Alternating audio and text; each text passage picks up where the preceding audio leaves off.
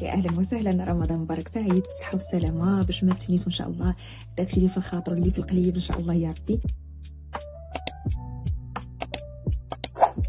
ميساج لعائلتي، ارجوكم ماشي تشوفوني سهرانه وتقولوا هي عايشه الحياه وتواصلوا مع الطريق ديالي ويزيدوا تشعلوا الاوافي. انا راه خصني فتره نقاهه، مازال ما قدرش نهضر معاكم. حسيت بالخذلان، حسيت براسي يتيمه الحيين. تقالت لي شي هضره في الحبس اللي ما عمري ما قدرت ننساها.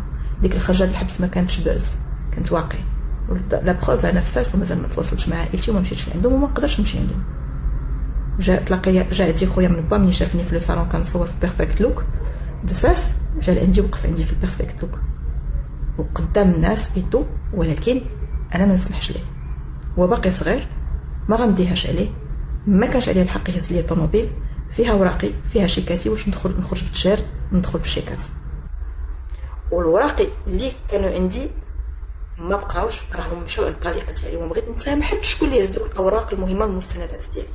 بغيت نسامح حتى الى يومنا هذا. حاجه بغيت نبينها هي حسن النيه ديالي، لان فاش كيكونوا المشاكل ديما كنرجعوا حتى في القضاء كنرجعوا للسوء او حسن النيه. حسن النيه ديالي هي انني فضلت نضرب الحبس وما نتنازلش على الحضانه ديال ولادي في الشروط الجزائيه اللي طلبها لي الطليق. وما بين الشروط اللي طلب لي انني ما نعاودش ندوي عليه.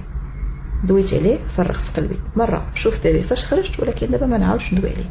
يعني انا كنقولها ليه وكنقولها للمغاربه كاملين ولعائلتي، انا ما غنبقاش نجبدو، ما غنبقاش ندوي عليه، والمحتوى ديالي كله مسحته ودرت تيك توك باش ننقذ راسي وننقذ عائلتي من المشاكل اللي كانوا عندي ديال الشيكات. غرقت ديون ودابا حبست تيك توك، ما بغانيش ندير تيك توك. انا وليت كندير لي كولابوراسيون، خاصني شي طريقه باش نعيش، وغادي نعيش بالسوشيال ميديا. وقلتها نهار الاول انا داخله نخدم في التيك توك وما كنتخبى حتى شي واحد، لان حتى شي واحد ما كيجيب ليا القفه، حتى شي واحد ما كيخلص ليا الكرا ديالي.